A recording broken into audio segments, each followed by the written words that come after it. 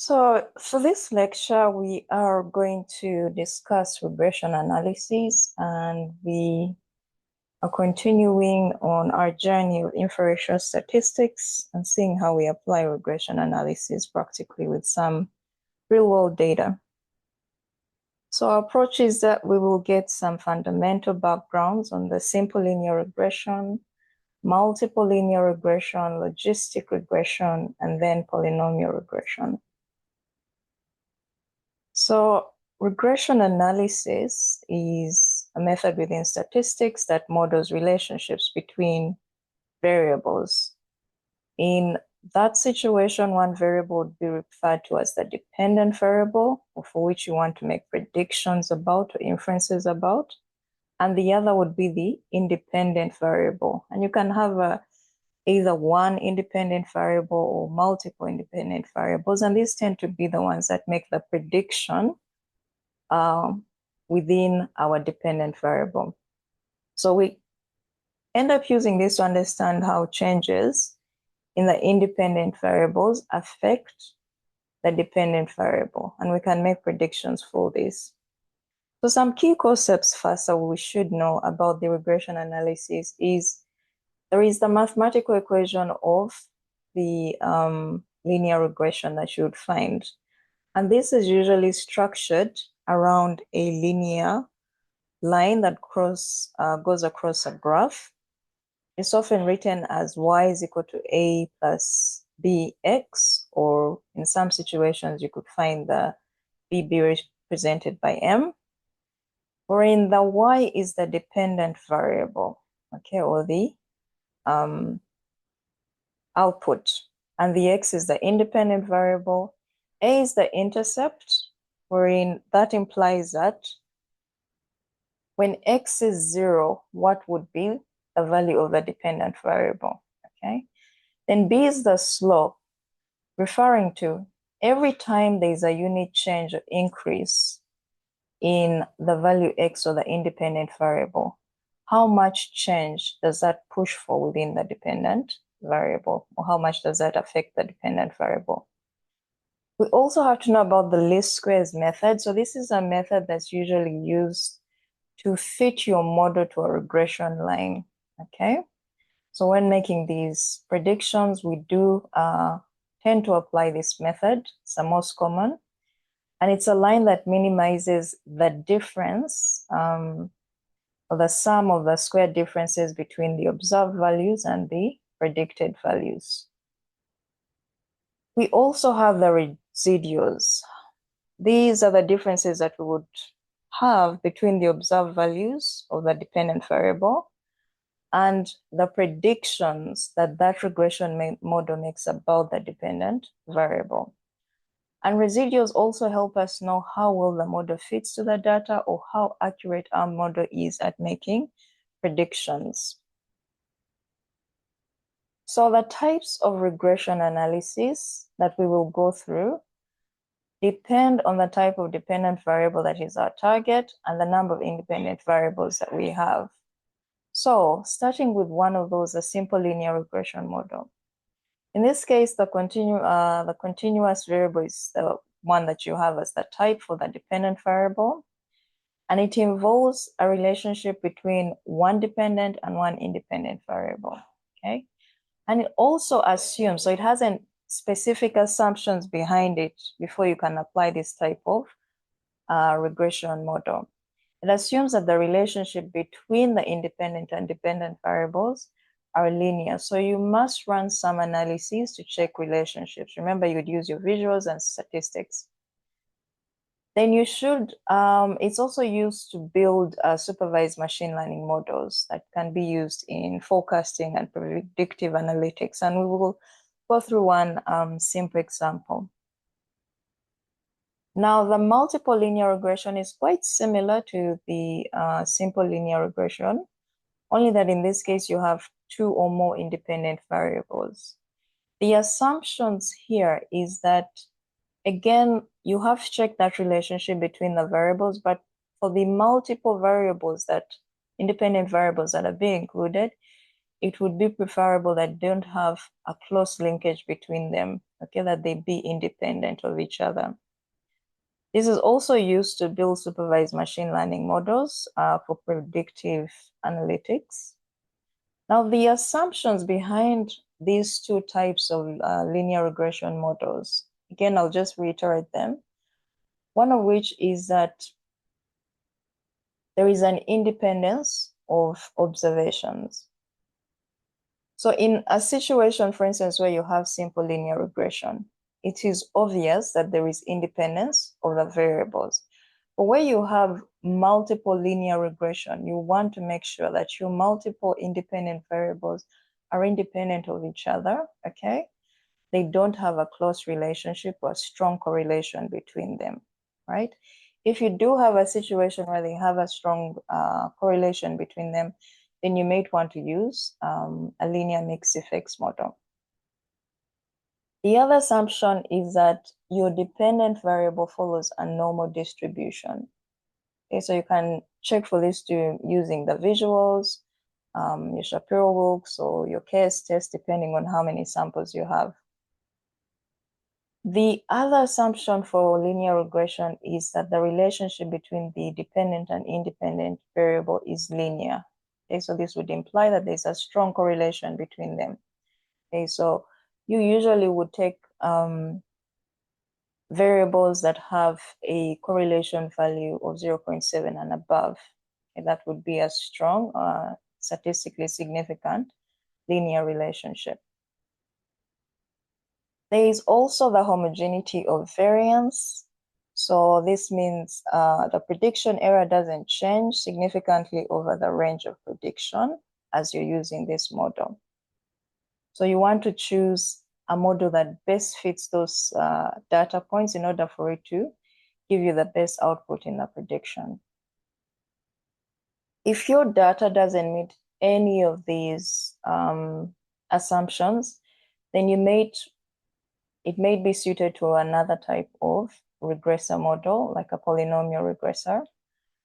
So let's look at, I'll just skip what the results look like because we'll go through that in the practical. Let's just look at what another type of regression looks like, logistic regression. In this case, the dependent variable is categorical. And you'd have one or more independent variables. So this would also be used as a classic classification algorithm in machine learning, where classification tends to group items together. And this would also be a form of supervised machine learning. The polynomial regression, on the other end, the dependent variable is continuous. However, the relationship between the dependent and independent variables is nonlinear, okay? So if you do have that kind of relationship, or when you see the graph show you a curve rather than a straight line, then it is best suited to use the polynomial regression. We can apply regressors in various situations, especially running predictive analyses. You've seen this in predictions for weather patterns, for the markets, on the stock exchange markets, which they do get automated using machine learning models. We use them also to understand relationships between variables and controlling for other factors, okay, other multiple variables. I will now go through the practical on the linear regression, and let's get to see how we can apply that with a data set we have worked with. So what would be our approach here? There are several steps, and we've been going through all of these over several lectures. We'd start off by figuring out our problem or defining it so that we can define what our dependent variable is, and that would guide us in terms of isolating and checking its relationship with all the other independent variables or potential independent variables. So that is through identifying the factors that may influence that outcome. Would also then go ahead, gather the data. So we've gone through the sampling aspects, exploring the data, so checking the relationships between our independent or potential independent variables and our dependent variable, then choosing the suitable model depending on the data type of our target or dependent variable, depending on how many independent variables we have. Then we go ahead and train that model. Now, in the training that model, we are teaching it to recognize patterns within the data so that it can then go forth on its own and be able to test its accuracy. So we use a part of that data, usually about 70 to 80% of the data. And then we can also test the model using a different portion of the data, which would be about 20 to 30%, to see how well or accurately it works in making predictions. Then we use the model to make predictions, okay? And we can use it to make predictions using the data we have or a new data set. And then we can interpret those results and see how the independent variables are affecting the dependent, or what our outcome looks like. So going through a simple linear regression, I call up the libraries. Notice that one of those libraries I have is stats models. And within stats models, you can find a lot of these regressor type analyses.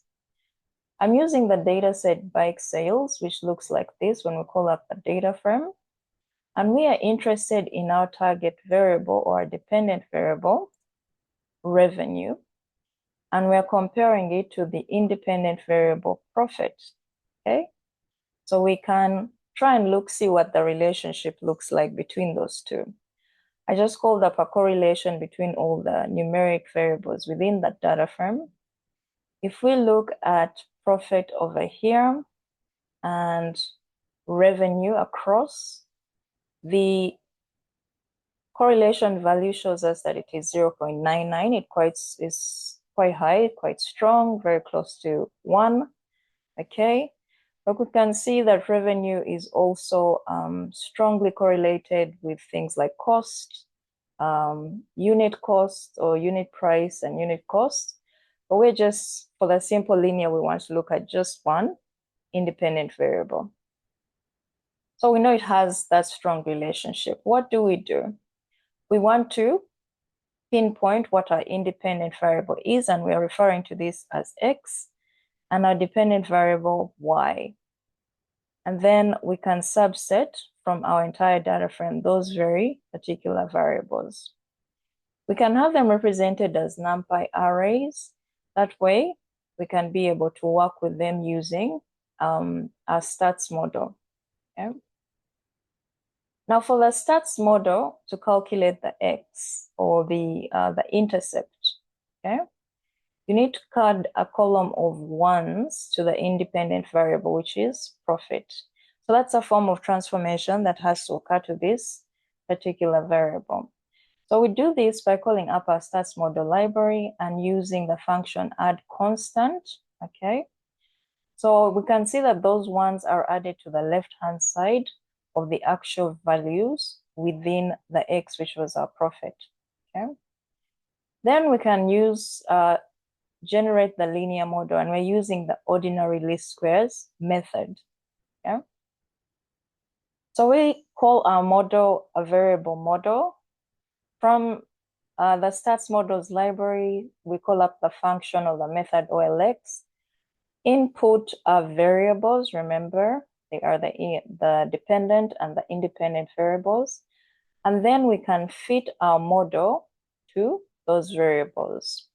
When we fit it, we can generate the output into what is called a variable results. And we want to print out the summary of those results. This is what it gives us. Lets us know that these are generated by the OLS method. Important bits we get to see here. We get to see what our dependent variable is, and it is referred to as Y. We get to see our R-squared value. Now, this R-squared value shows us the accuracy of the model. This ranges from 0 to 1 or from 0 to 100%, okay? So this can also be tabulated as a percentage. Our R-squared here we can see is 97.3. And when it is adjusted, statistically, it's still 97.3. We also have other statistics that you can read about in here, including probability values. And I put a link for you to go and check up more on these statistics. So once we have the model, we can use that model to make predictions or inferences for the revenue, okay? So let's go ahead and use and see what predictions it gets from the results that it had generated for us, okay? So we can say to print the predicted response, and we are getting this from the results and have this to the fitted value. So our predicted response looks like this.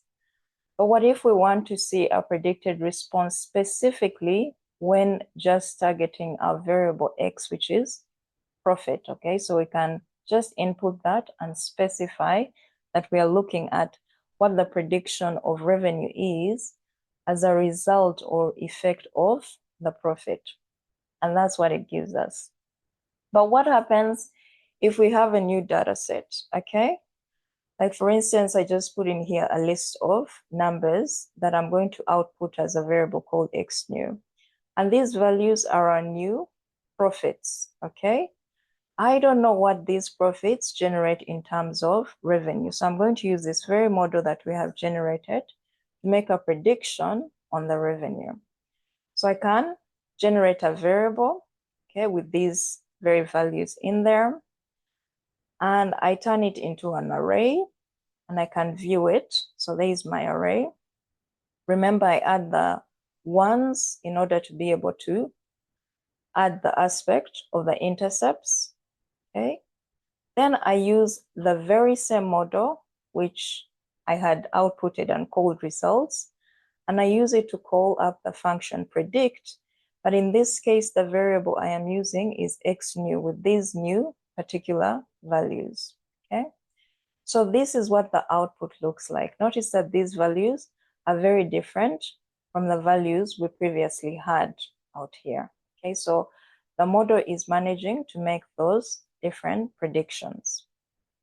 We can also use or generate regressors using algorithms within machine learning, within supervised machine learning.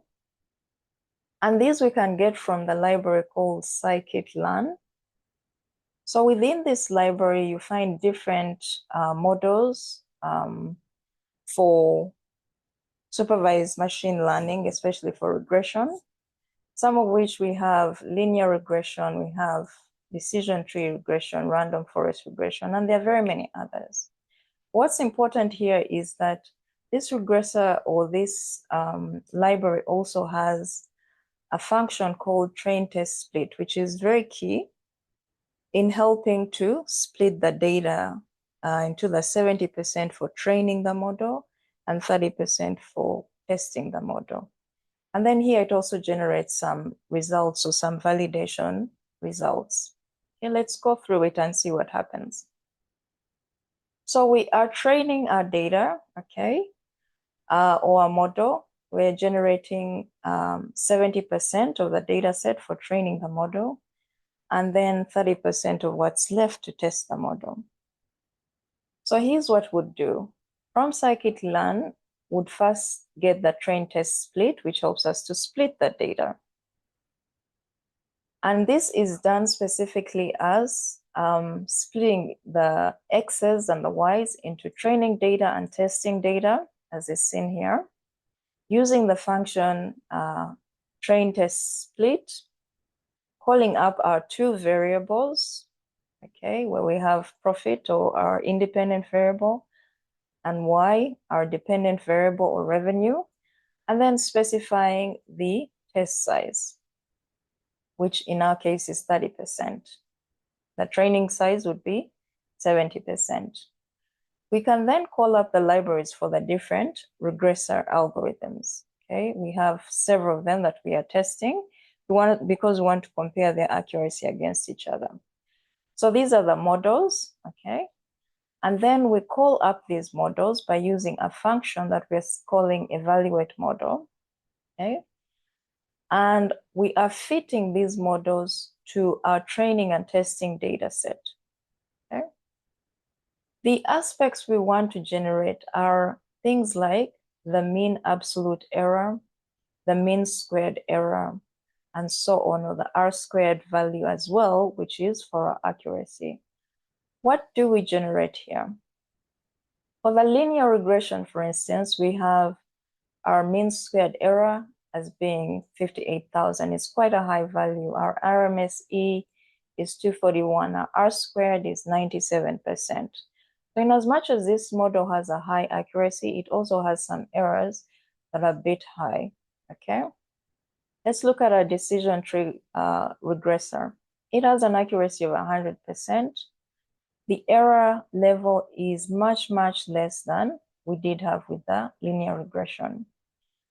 When we look at the random forest regressor, again, its accuracy is closer to 100%, but the issue is with the error. So in this case, we would choose a decision tree regressor as the most accurate. Okay? Now, with supervised learning or machine learning, which are aspects we're not going to stick to, but you can do in your spare time, one then goes ahead to save the model that is the most suited to their data, okay? And they can save it either as a Pico file or as a joblib. In this case, I've saved it as a joblib. So I've specifically chosen the decision tree regressor based on the aspects of error and accuracy. And you can have that saved. So once this is saved, this model, it can be used to make predictions when you have a new data set, okay? So within that joblib, you can use it to make predictions, okay? And you can also have those predictions saved, maybe as a CSV or as an Excel output if you're running a project. But you can also have that model deployed in an external environment or an API using particular tools. There are several of them. There's Flask, there's Heroku, there's Azure, depending on what one would like to use. You can go ahead and check up how these models get deployed in your spare time. Alternatively, one can just use the one regression model rather than test all three regression algorithms. And again, you're still using the scikit-learn library. So what I wanted to point out here is, in case you do use just the one model, you can add certain other aspects or statistics that you'd like to see. For instance, I added to this linear regression the aspect or function of fit intercept, and I call that as true. So fit intercept will allow for the intercept to be generated. Remember, the intercept is what value we get for the revenue or a dependent variable when our X or independent variable profit is 0. We can also get our slope generated that way, okay? So if you do add those other functions, you do get those results. For instance, here we are getting a coefficient of determination, which is our R-squared value, and it is 97.2% as previously seen.